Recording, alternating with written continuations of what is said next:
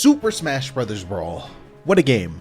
A game that most people don't actually remember in the grand scheme of things when it comes to the Smash franchise. Well, at least competitive players, so to speak. The tryhards.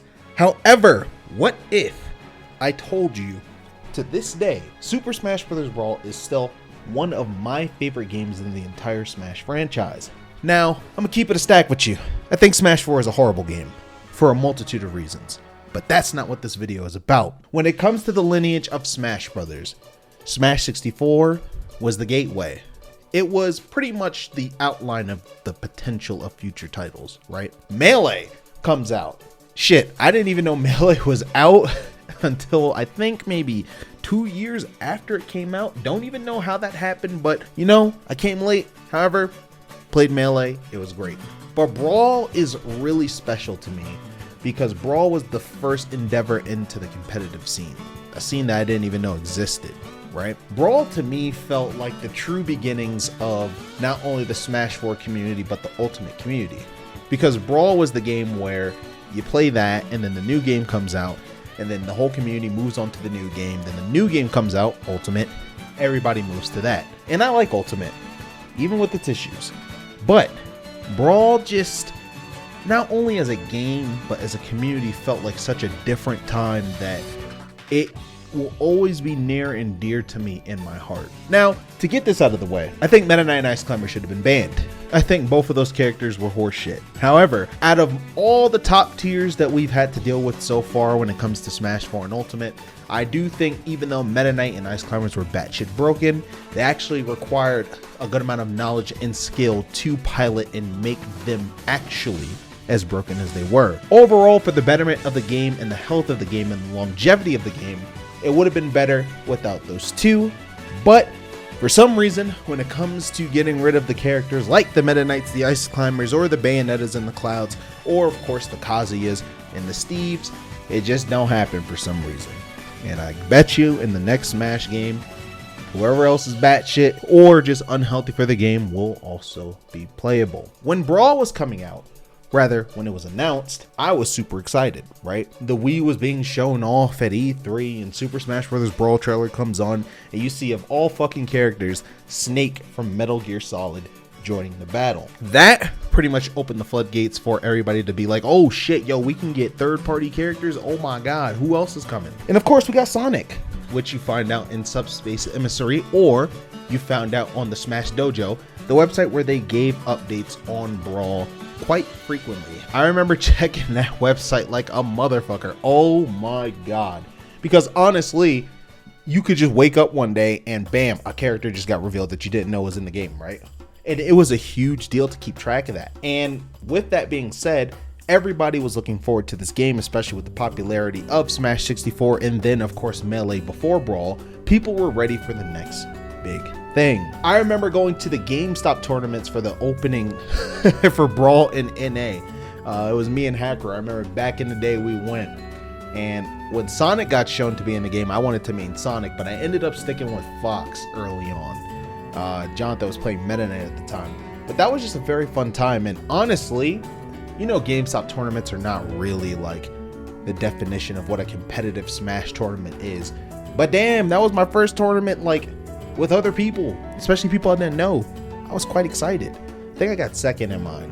And back then, you know, if you weren't really introduced to the competitive scene or you didn't even know about it, you think you're hot shit. You think you're the best, right? I learned very quickly because of one of my great friends and the dude that went to my school, J-Man, who was a professional player at the time. He opened my eyes to what competitive Smash actually was and how Brawl could be played in a way that was competitive. There's this notion that Brawl isn't a competitive game. It has tripping, that it doesn't have enough hit stun, yada yada yada. But that notion usually came from people that one, didn't understand the game at all, and two, didn't even play it long enough to see the meta develop. To say there were no combos in Brawl was just absolutely wrong.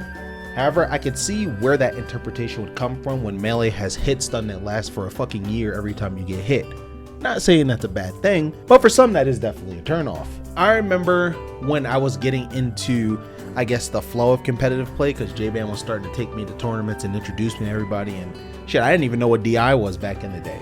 But I did like building up my resume back in the day. It felt very, very special versus now when you actually become like a professional player. When you get to reminisce and look back on, damn, yo, I was struggling here, but then I progressively gotten better to the point where the guys I was losing to before, I didn't give a fuck about it anymore because I was just washing them. And it felt very rewarding to get better at Brawl. In modern Smash games, it feels like your hand gets held a lot versus when you play the older titles. To be able to grind a game where it also felt rewarded for when you got good until you got chain grabbed at 0 by the Ice Climbers, you know, man, like, it was great. And I had a lot of fun playing Fox and developing his meta and trying my best to essentially make him the best character he could be before I swapped over. In some ways, I wish I never swapped off of Fox, but ultimately, it was the best choice competitively, and yeah, it is what it is, right? But Brawl, outside of just the competitive sphere, when you look at the game's single player content like the Subspace Emissary, I don't think we're ever going to get something that amazing again, ever. It was fun to play. It was fun to see characters cross over into different universes and interact with each other, right? And then everybody comes together at the end to defeat the big bad. You know what I'm saying? It was such a good trip.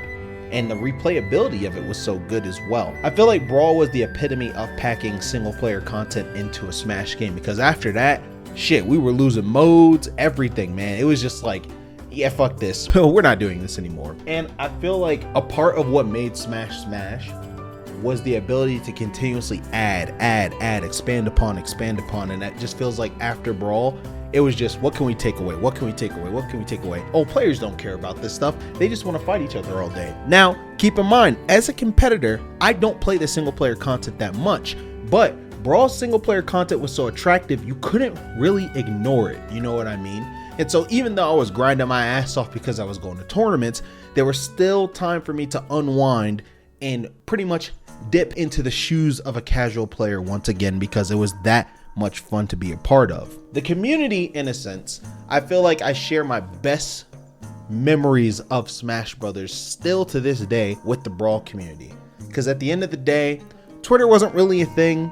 The only streams we really had were Clash tournaments and VG Bootcamp, and so, to be honest, social media didn't matter. Nobody gave a fuck about clout or getting clouted up. It was all about being good at the game. The respect that you got was because you were good at the game and you were performing and you were making a name for yourself. The notoriety of actually being a good player and actually climbing the ranks and climbing the ladder, that is what mattered the most. And so, after every tournament, and of course I'm mad young, so whatever I make at a tournament, before I even was making money, but when I started making money, whatever I made at a tournament, I save it, go to the next tournament, take that, go to the next one, go to the next one, go to the next one. It was just a very, I don't know, passion driven time. We had Smash boards to communicate. We had Allers Brawl, which to me still is the epitome of the best website possible that you could ever make for Super Smash Brothers. And so, damn, I miss that site thinking about it. The blogs, the badges, the tournament medals, everything. It was so good. Damn, that ladder was so good too. You guys had to be there. But regardless, it was always about the game. Always about the game. Most players and everybody was really committed to just showing that they could be the best with whoever they main and potentially be a part of the best region in the world. There was a lot of regional pride, crews, everything. And I feel like that's kind of just lost now. Like, you don't really see too many regional crew battles now. They're more rare. And even back then, right, we had a ton of locals. You would rarely, I guess, travel to another region to play, but most of the time you were pretty much in region, or like, it was a very special occasion if people were traveling to you. There were regionals, but there weren't too many regionals. And then majors, we only had one major a year, and that was Apex, right? So that was you only got one time a year to really prove that you are hot shit at the major of the year. You know what I'm saying? And I think those opportunities being so seldom and low just made the stakes that much higher. Keep in mind, playing Brawl meant you weren't playing for a lot of money. You were broke as fuck. Everybody was broke. Again, social media wasn't that big and prevalent. So Literally all the attention was on just being good at the game and getting results. That's it. None of the outside shit. It was just all about being hot fire at the game and getting notoriety. And so Apex meant a lot in that regard, because shit, if you did good at Apex, damn man, you're hot. Power rankings held more weight. It was always a top 10. Always a top 10. You never really saw 15 man, 20, 40 man power rankings. None of that. Top 10. Work hard, get on the power ranking. If you didn't make it, work harder next season. I really miss the way we functioned back then in terms of like just focusing on the game and the game being like the main thing, right? And I think that's the most special thing, because at the end of the day, even when we weren't playing the game, no matter what part of the community you were from or what region you were from, once that tournament ended, usually people go out to get food and chill and have conversations, whether it's still about Brawl or it's just about anything else that we all enjoyed. Because at the end of the day, going to tournaments was an experience where you get to meet people who all share the same passion and hobby as you. And I think that at the end of the day is why Brawl in a nutshell means so much to me. Outside of it being my first competitive Smash game, it's just everything it encompassed. It was a game that was made to not be competitive, that ended up being competitive and having more depth than people give it credit for. It wasn't Melee.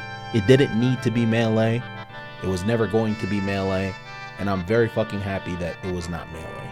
Because even though Melee is a legendary game and it's great to play and it shines in its own right, I didn't want the game to be the same over and over and over and over. I like new things. And so Brawl being what it was enough for me. Tripping included. Even though nobody likes that mechanic and it's gone for a reason, it is a part of what makes Brawl Brawl. And honestly, if I could go back in time and change anything, I wouldn't change a damn thing, because that was the most special time in Smash for me, period. Thank you for listening.